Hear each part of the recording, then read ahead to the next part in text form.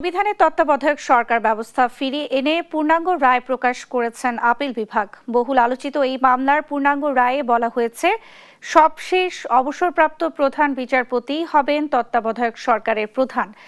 ৭৪ পৃষ্ঠার পূর্ণাঙ্গ রায়ে আপিল বিভাগ বলেন, চতুর্দশ নির্বাচন থেকেই এই ব্যবস্থা কার্যকর হবে। তবে সংসদ চাইলে এই ব্যবস্থার সংযোজন বিয়োজন করতে পারবে বলে জানান আইনজীবীরা।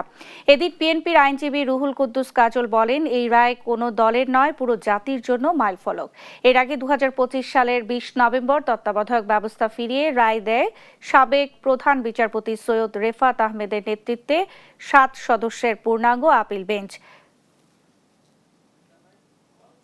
দলীয় তত্ত্বাবধায়ক সরকার ব্যবস্থা বাতিল করার মাধ্যমে আমাদের দেশে গণতন্ত্রের যে অভিযাত্রা, সে অভিযাত্রা ব্যাহত হয়েছে। এ কারণে ২০২৪ সালে জুলাই গণ আন্দোলনের সাধারণ মানুষের, ছাত্র জনতার ব্যাপক অংশগ্রহণে প্রাণহানি, সম্পদহানির মাধ্যমে নতুন বাংলাদেশের পুনরুত্থান ঘটিত হয়েছে।